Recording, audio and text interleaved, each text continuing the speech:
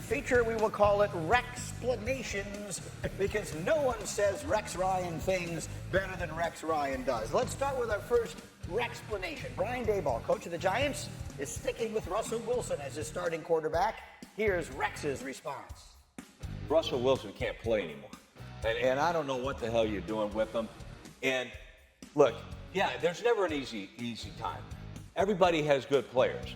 What are you afraid of? But the kid, it's going to be worse? Hell no. Put him in there. What are you doing? You're going to play a guy that can't do it anymore? Stop. To be clear, we had put up the schedule of who their upcoming opponents are, and I said, do you want to put them out there against those guys? And he was like, no, everybody's got to play. You can see, Chiefs are coming up. The Chargers, really good defense. The Eagles, you want to get through that part of it. Dan Graziano, they announced yesterday they're sticking with Russell Wilson. Yes. How long do we expect that to last? They got to score at least one touchdown this week. I think that would help. Look, I mean, the Giants would tell you that they have a plan for Jaxson Dart that they don't want to deviate from. They have specific benchmarks they want him to hit. They have built this plan out of their prior experience. Brian Daboll and their offensive coordinator, Mike Kafka, bringing along young quarterbacks. Two of those were Josh Allen and Patrick Mahomes, right? So they have some success stories, and they feel like they learned a lot from those experiences that they want to apply here. That said, throughout the years of teams drafting quarterbacks in the first round, we have seen it time and time again. Once the losing starts, this is the move that teams make. And I feel like at some point, if they look as bad as they did on Sunday in Washington, and that continues, you see Jaxson Dart sooner rather than later, because he can add something, right? He can escape pressure, I think, at this point. I'm not willing to say what Rex said, we can't play anymore. Russell Wilson did not handle pressure very well. And if you're going to play the veteran and he can't handle pressure, I think that takes away one of the reasons. I'm going to disagree, I'm going to say, because when you say it can't get worse, oh, yes, it can.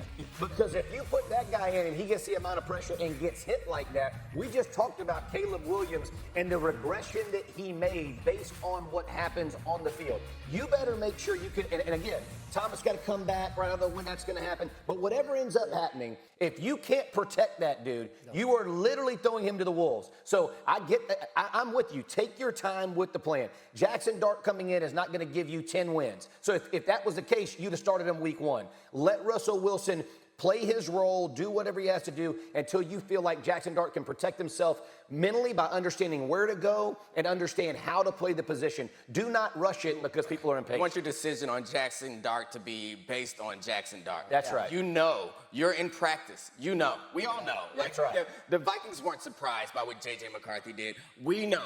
The Chiefs weren't surprised when they put in Patrick Mahomes. They know what they have. So you do not want to put him out there because Russell isn't playing well. You want to put him out there because he's ready to go out there. If you need to bench him, they do have Jameis Winston. I say that seriously. He's there for a reason. Yeah. They could make a change without going to the rookie. When you look at that game on Sunday, yes, Russ did not handle the pressure well. The interception he threw was terrible. His decisions in the red zone have to be better. Those are the plays you're expecting a veteran to make. At the same time, if I'm Jaxson Dart and I have the headset on and I'm watching that game on Sunday, I'm sitting there, I'm like, you know what, Russ? Take it. Take it.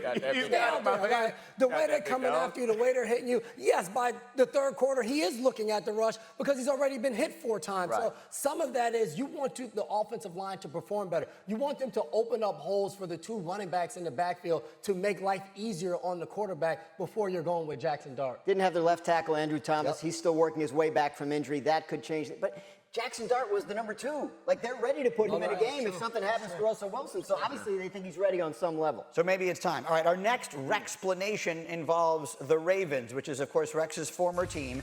Rex, the Ravens have lost a lot of games, including the heartbreaker on Sunday night, in which they've had big leads, double-digit leads. I asked Rex to try and explain why that happens. Here's how he explained it. It tells me that they still are living in the past. This is a very proud, traditional franchise and always assumes their defense is the baddest on the planet, all right? Right now, this is not. The strength of your football team is on offense. It's not on defense anymore. It ain't there. Right. Like Ray Lewis is playing. That's a different team. The strength of your team is that offense. This, I thought, was a really good and interesting and nuanced point. John Harbaugh has lost 19 games in his career when leading by double digits in the second half, tied with Andy Reid for the most such games in history, and that is despite having coached in over 150 fewer games. So I asked Rex, why does this team keep losing these, and he said, because they punt and the ball back to Josh Allen and have confidence our defense is going to stop him, which if you have Ed Reed and Ray Lewis, you're probably going to do. But this team, you put the ball in the hands of Lamar Jackson and Derrick Henry because that's the strength of your team. You know them well. Is he right? I mean, in this particular case, you could make that argument, but they did put the ball in the hands of Derrick Henry. Like, these fluky losses feel fluky because they're kind of insane mistakes that almost never happen. So I agree. They should have gone for it on fourth down. That's what we were talking about, to be clear. That's the clear decision we were talking about. However, Derrick Henry doesn't fumble, and he fumbled in that situation. Some of these other, improbable losses, they're tip ball interceptions. So that's not the fault necessarily of the defense, but it's fair. This is still one of the most talented defenses in football, and they played great down the stretch last year. That's what I'm saying. Maybe not Ed Reed and Ray Lewis, but Kyle Hamilton's as good a player in the whole league. The defense has something going for it. I would say the moment, though, the Bills were moving the ball. That's really where you get in the situation of, okay, we haven't really stopped them, right? We're not really slowing them down. That's where I think that the choices are a little bit different because you're like, man, would I rather keep Lamar with the ball and take this thing at 4th and 3 or 2 plus, or do I want to get Josh Allen, who we really haven't stopped this half? Like those are the thoughts that have to come to your mind. And Jeff, you can appreciate it. Like, we're talking about 4th down. I was more angry about 1st down. Yes. You're Baltimore. You get the ball. If I'm Harbaugh, I say to Todd Monken, the offensive coordinator, on the headset, be aggressive. That's right. Do not give the ball back to Josh Allen. I'm starting that drive off, and I'm putting the ball in the air, and I'm putting it in Lamar Jackson's hands to go make a play. I'm not waiting for 4th down to have a tough decision to make. Very quick. Yeah, J-Mac and I are talking about this. You can't go run, pass. You can't be predictable on offense when you have Lamar Jackson back behind them. Okay, we'll talk more about this as we go, but right now we need to carbo load. It's time Let's for go. pancakes. Woo! Let's go. Pancakes is one of our favorite things. So let me show you how we're going to get this thing started. We're back, baby. Bam, bam, bam. We're about to crank this up. Let's go. That's how we start this off. Get some of this. It's a thing of beauty. Can't stop us. Can't stop us. That would be the Fox word. Just spank pancakes on it. Can we do one more thing? I got it. All right, it's our first stack of the new studio. Dominique, get it started.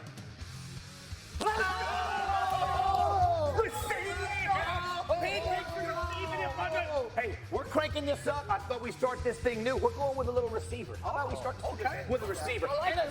In a new place. My man George Pickett giving chin music. And by the way, Mitchell, he had already shoved down the field. Then he goes back and gives a little chin music, knocking folks down. And listen, if you can get Pickens trying to give it a strong man and he's not involved in the play, that's something special. You got to like that. I see you, George Pickens, starting the season out. One pancake. One pancake. Yeah! Going up high. Number 2, we're going back to Cowboys land with Terrence Steele. Watch him get down the field and then lay the hat down. No. The only thing I want Steele to do is jump on his back. Come on, Steele. You get him on the ground. Lay on my man. Go get him. Go get down there and gore on somebody. I love watching the athleticism, by the way, guys. He's going to chase down safety. Hey, athleticism. That's true athleticism. That's 330 plus going in there, huffing down some little mids. 2 cakes for my man Terrence Steele. And then we're going to finish it off with Britton Strange. He almost killed somebody. We almost had a death on the field. Watch my pull. No. Oh, my goodness. Are you serious? You are not in this. Oh, my man received it. He got smoked. I mean, you talking about coming in on the same foot, same shoulder. You got to love and respect that kind of play. I don't man straight. Getting the victory that is in. Forearm. Give him the shiver, baby. Receive it. Start making alley-oop. Let me get alley-oop. Go up there. The athleticism in the room. J-Mac brought it up. The pancakes have been served. Coming back,